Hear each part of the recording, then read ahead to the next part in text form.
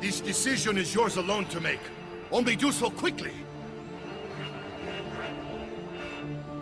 Give it to me. You can do with it as you will later. Bene. Jump!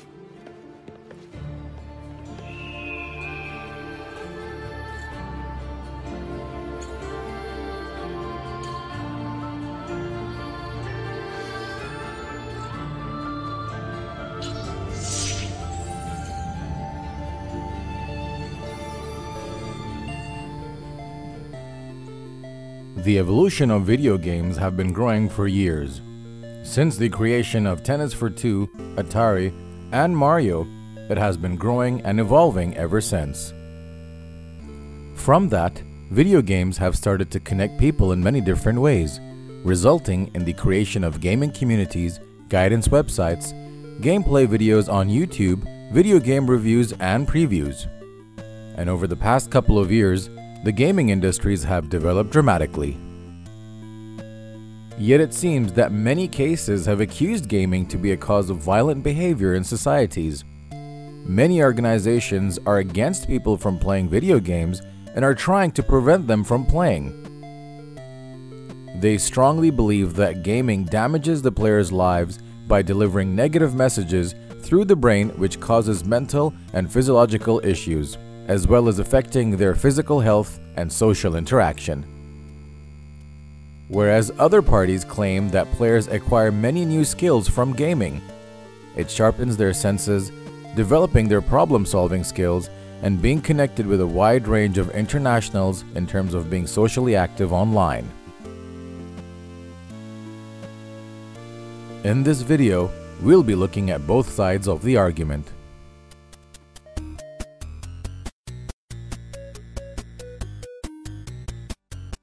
I think they can be quite a positive thing because from my experience as a tutor, some of my students, like their range of vocabulary is much wider because a lot of the games are played in English.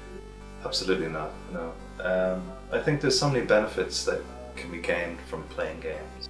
Well, sometimes I do believe that gaming could be a waste of time because you can spend this time doing something else, like more activities, spending it with people, getting to know things other than just staying in one place and doing the same thing for a period of time, or for hours, for example.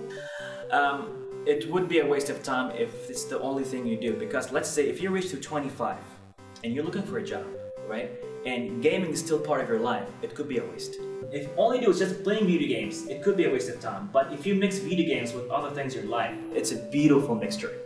You know? Recent studies show that the average young person racks up to 10,000 hours of gaming by the age of 21 or 24. That's more time spent in classrooms for all of middle and high school combined, even if they had perfect attendance.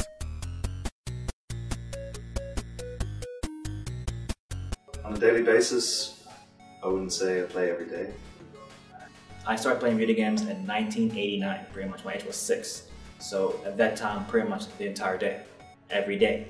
2 to 3 hours a day to play video games, and on the weekend I spend like at least 10 hours. Generally, if you're looking at the time spent doing that, because it's not just solely gaming, but on an estimate I do 2 to 4 hours depending on how much time I have, but it can be down to 0 on days where I'm occupied doing stuff. Then we went to PlayStation 1.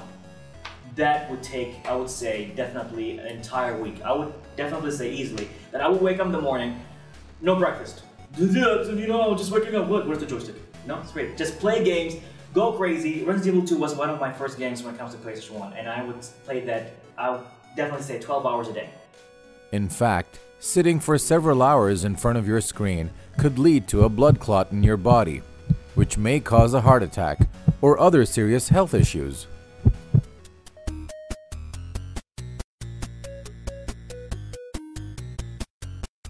Games today are way too violent. I mean, I'll be honest, they teach you how to kill. In details. Call of Duty, God of War, GTA, they have guns, and guns have names and codes. You go online, it's the same code of real guns.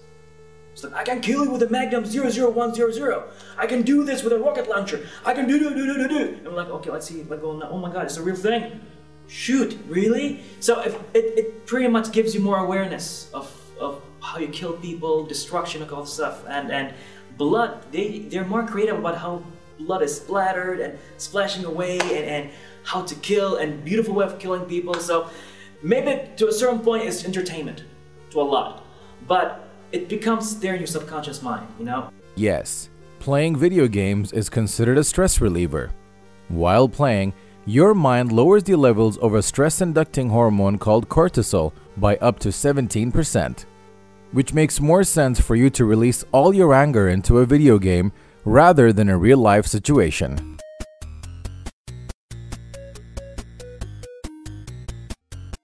Yes and no. No. It might even improve it. PC gaming and gaming on the Xbox.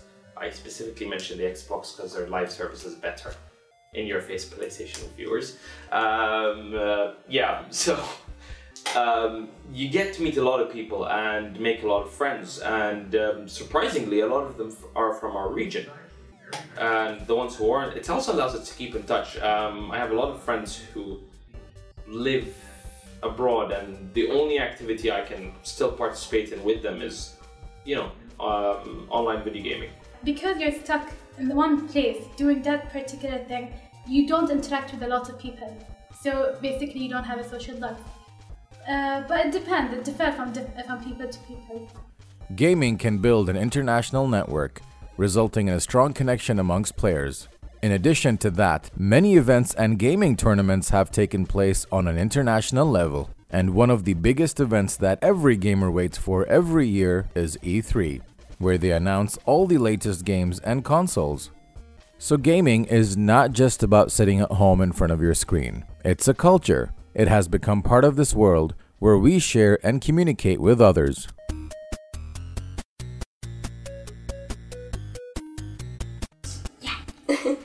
To a certain degree, I mean, you've got games that help you blow steam off and just relax, and some are recreational. They help people deal with their other issues, and it helps people reduce their personal life stress by sort of escaping it. But on the other hand, you've got games like, and generally those tend to be the MMORPGs, some of the action RPGs, which require a lot of grinding.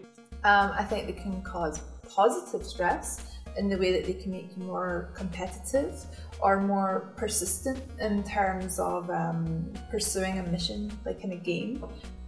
So that can be applied to like your real life. So it teaches you to deal with competition, I guess.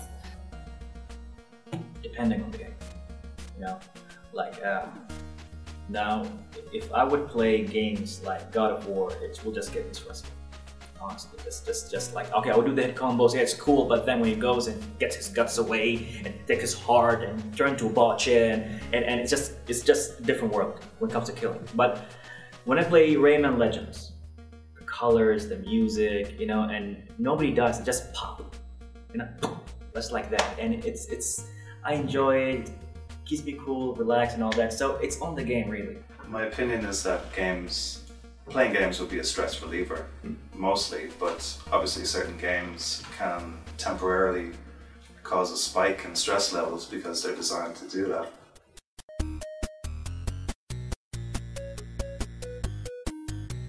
Creativity. I mean, creative ideas would just pop like that easily. The most useful part to me that I've gained from gaming was strategy. I was put in a position to make a choice, whether I should do this or that. So it really makes you a person who's a decision maker, who knows if he's put in a situation, even though you're put in a simulated situation, but you're still able to make choices. This is something that movies doesn't give you. English language. So I would have to sit down like, what is he talking about? So I would just have to take a dictionary like, oh. It depends on the game you're playing. So if you're playing a strategic game, your mental drive is increased. And if you're playing an action game, your reactions are faster. I gained friends that are my best friends today. Because of video games, I stayed out of drugs. Yeah, like sometimes it could inspire you, it could set your creative juices flowing. You want to draw, you want to make music, you want to make a video game. depends how, like, what type of person you are. Surprisingly enough, not a lot of people have agreed, but it's the fluidity, how quick you can think of a solution that really sort of, thinking on your feet, it really helps. Playing action video games in fact helps you improve your eye accuracy by 20%, and it also develops your response rate. When it comes to reaction response, gamers are proven to be faster to react to quick and sudden movements than non-gamers.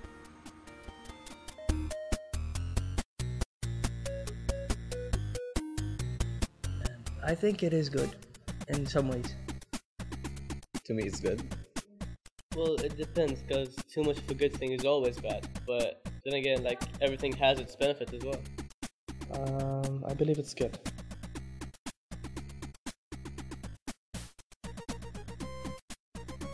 I think you can kill your spare time by gaming, and you can learn some languages, and you can also learn how to solve problems.